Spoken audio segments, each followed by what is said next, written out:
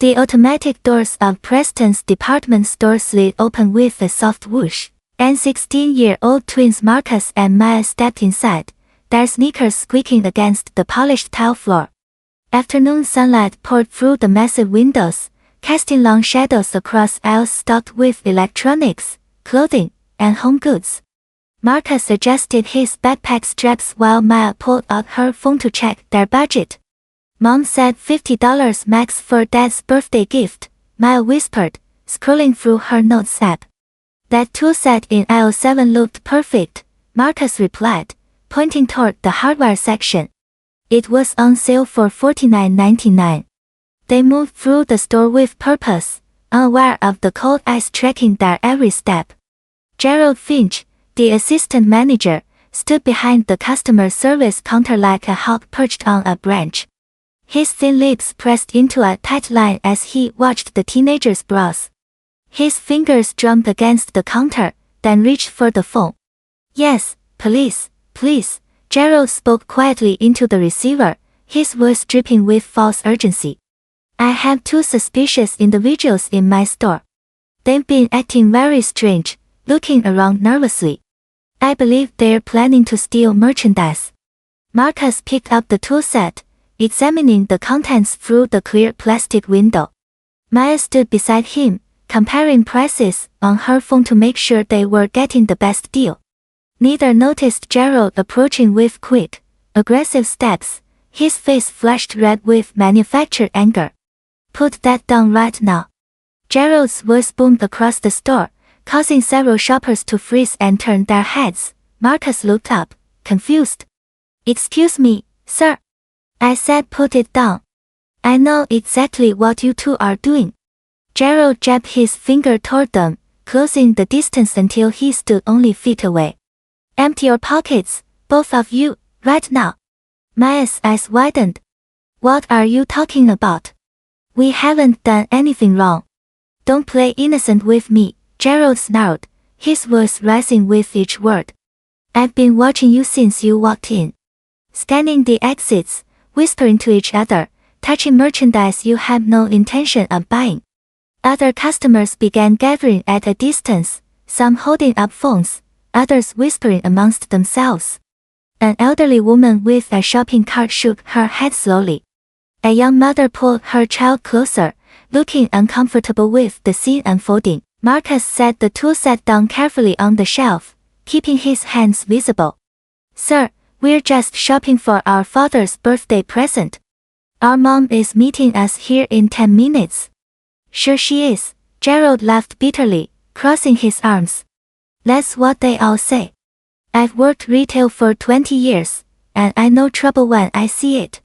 This is ridiculous, Maya said, her voice shaking slightly with restrained anger. We have money. We have receipts from our last visit. We're regular customers here. Then you won't mind waiting right here until the police arrive to sort this out. Gerald moved to block the main aisle, positioning himself between the teens and the exit. Nobody moves until we get this straightened out. Marcus pulled out his phone. I'm calling our mother right now. Go ahead, Gerald smirked, clearly confident in his position of authority. Call whoever you want. The police are already on their way, and when they get here, we'll see who's telling the truth. The minutes crawled by like hours. Marcus and Maya stood silently, their shoulders tense, while Gerald maintained his guard position. More shoppers gathered, creating a semicircle of witnesses. Some looked sympathetic, others appeared suspicious, and a few seemed angry at the spectacle disrupting their afternoon errands. The sound of sirens grew louder outside. 2 police cruisers pulled into the parking lot, their red and blue lights painting the storefront windows in alternating colors. Officers Hernandez and John entered through the main doors, their hands resting casually near their belts, eyes scanning the scene with practiced assessment. I'm the one who called, Gerald rushed forward, his voice taking on a tone of exaggerated concern. These 2 have been casing my store for the past 20 minutes. I have every reason to believe they were planning to shoplift expensive merchandise. Officer Hernandez held up one hand. Slow down, Sir, let's take this step by step. He turned to the twins. What are your names? Marcus Foster, the boy said clearly, maintaining eye contact. Maya Foster, his sister added. We're here shopping for our dad's birthday. We haven't stolen anything, and we haven't done anything wrong. Officer John pulled out a notepad. Can you prove you have the means to pay for items? Maya immediately produced her wallet, showing her debit card and several $20 bills. We have money. We were going to buy that tool set right there on the shelf. That proves nothing. Gerald interrupted, his face growing redder. They could have stolen wallets, stolen cards. I'm telling you, officers, I've seen this pattern before. They come in pairs, distract employees, and walk out with merchandise. Do you have any video evidence of them taking anything? Officer Hernandez asked, his tone neutral but pointed. Gerald hesitated. Well, no, but I stopped them before they could complete the theft. Prevention is just as important as catching them in the act. So you called us because two teenagers were shopping in your store, Officer John said flatly, one eyebrow raised slightly. They were acting suspicious. Gerald insisted, his voice climbing to a near shout. I have the right to protect my business from criminals. We're not criminals. Maya's voice cracked with emotion. We're honor students. We volunteer at the community center. We've never been in trouble in our entire lives. Marcus placed a calming hand on his sister's shoulder. Our mother is on her way. She'll be here any second. She was just finishing up a meeting across town. Another stalling tactic, Gerald scoffed, turning to the officers. I want them arrested for trespassing and attempted theft. I'm pressing full charges. The automatic doors whooshed open again. A woman in a navy blue pantsuit strode in with confident, purposeful steps. Her heels clicked sharply against the tile. She carried a leather briefcase in one hand and her phone in the other. Her hair was pulled back in a neat bun, and a silver pin gleamed on her lapel. Mom! Both twins said simultaneously, relief flooding their faces. The woman's sharp eyes took in the scene instantly, the police officers, her children's distressed expressions, the crowd of onlookers, and Gerald's aggressive posture. Her jaw tightened. What exactly is going on here? Her voice carried natural authority, the kind that came from years of public speaking and leadership. Gerald barely glanced at her. Ma'am, please step back. This is official police business. Your children are being detained for suspicious behavior and possible theft. Suspicious behavior? The woman's voice could have cut glass. My children came here to purchase a birthday gift. What part of shopping constitutes suspicious behavior? They were casing the store, looking nervous, whispering to each other. Gerald rattled off his accusations again, clearly irritated by the interruption. I've dealt with their type before. The temperature in the store seemed to drop several degrees. Other shoppers exchanged uncomfortable glances. Officer Hernandez's expression shifted, his eyes narrowing slightly as he studied the woman more carefully. Their type? Maya's mother repeated slowly, each word deliberate and weighted with meaning. Please elaborate on what you mean by that statement. Gerald waved his hand dismissively. You know exactly what I mean. I run a respectable business, and I won't have it turned into a target for shoplifters just because some people think they're entitled to special treatment. A man in the crowd suddenly spoke up. Wait a minute. I know you. Aren't you Mayor Foster? The effect was instantaneous and electric. Gerald's face went from red to pale white in seconds.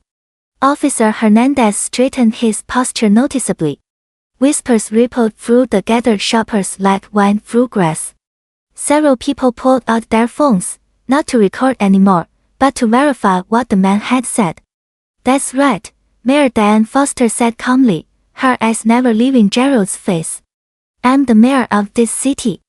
And these are my children, who have apparently been racially profiled and publicly humiliated in your establishment. Gerald's mouth opened and closed several times, no sound emerging. Sweat beaded on his forehead despite the store's air conditioning. Officers, Mayor Foster continued, her voice professional but firm, I'd like to request that you review this store's security footage immediately. I want to see exactly what suspicious behavior my children engaged in. Officer John nodded quickly. Absolutely, Mayor Foster. Sir, he turned to Gerald, we'll need access to your security office right now. I don't think that's necessary, Gerald stammered, taking a step backward. Maybe I was too hasty. Perhaps there was a misunderstanding. Oh, there was definitely a misunderstanding, Mayor Foster said coldly. You misunderstood that you could treat my children, or any children, this way without consequences. Security footage, now. A new voice joined the conversation. I'm Robert Preston, the owner of this store. An older gentleman in an expensive suit pushed through the crowd, his face grave. Mayor Foster, I sincerely apologize. Please, come with me to the security office. Officers, you as well. The group moved to a back office, leaving the crowd buzzing with excited conversation. Within minutes, they emerged. Mr. Preston's expression was thunderous. Gerald trailed behind, looking like he wanted the floor to swallow him whole. The footage shows absolutely nothing suspicious, Mr. Preston announced loudly enough for everyone to hear. These young people entered my store, walked directly to the hardware section, and were examining a tool set when Mr. Finch approached them aggressively. They did not touch anything else. They did not look around nervously. They were model customers. He turned to Gerald with barely contained fury. You're fired, effective immediately. Security will escort you from the premises. You will not receive a reference, and I will be reporting this incident to the Better Business Bureau and the Human Rights Commission. Gerald opened his mouth to protest, but Officer Hernandez cut him off. You're lucky Mayor Foster isn't pressing charges for filing a false police report. If I were you, I'd leave quietly. As security guards led Gerald toward the back exit, Mr. Preston turned to the twins and their mother. Mayor Foster, Marcus, Maya, I cannot express how deeply sorry I am. This behavior is absolutely unacceptable and does not represent the values of Preston's department store. Please, allow me to offer you a full apology and anything in the store, free of charge, as a small gesture of remorse. Mayor Foster's expression softened slightly as she looked at her children. What do you two think? Marcus and Maya exchanged glances. Maya spoke first. We appreciate the apology, Mr. Preston. But more than free merchandise, we'd like to know what you're going to do to make sure this never happens to anyone else. Mr. Preston nodded seriously.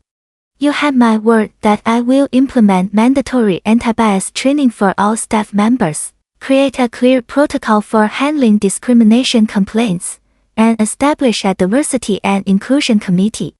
I'll also be making a substantial donation to local youth programs in your mother's name. Mayor Foster placed her hands on her children's shoulders. That sounds like a good start. She raised her voice slightly, addressing the crowd that still lingered. Let this be a reminder to everyone here that dignity and respect are not negotiable. They're not privileges to be granted or withheld based on someone's appearance. They're rights that belong to every person who walks through these doors. Several people in the crowd began to clap. The applause grew, filling the store with sound. An elderly woman approached the twins. You two handled that with more grace than most adults would have. Your parents raised you right.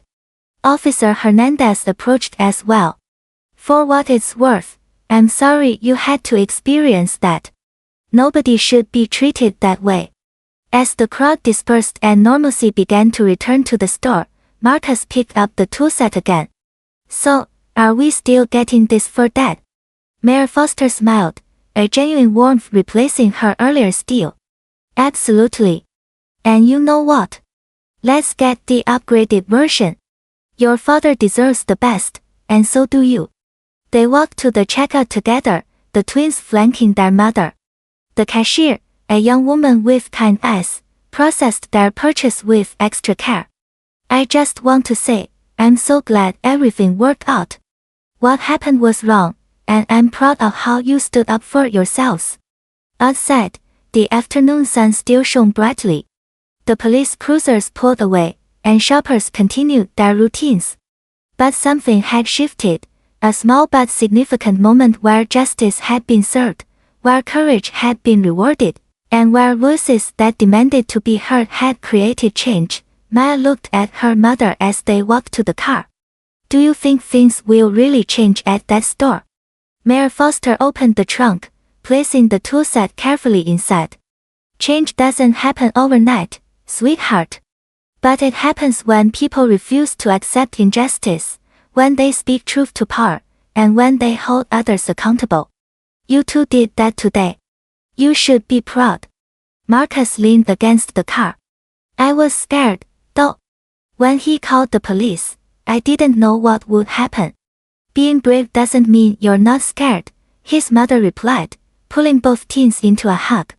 It means you do the right thing even when you are scared. That's exactly what you did today. As they drove home, the city passing by outside the windows, the twins felt something powerful settling in their chests. It wasn't just relief that the ordeal was over. It was the knowledge that their voices mattered, that justice could prevail, and that they had the strength to stand firm in the face of prejudice. The badge of justice wasn't something worn on a uniform. It was something carried in the heart, earned through courage, and passed down through generations that refused to be silenced.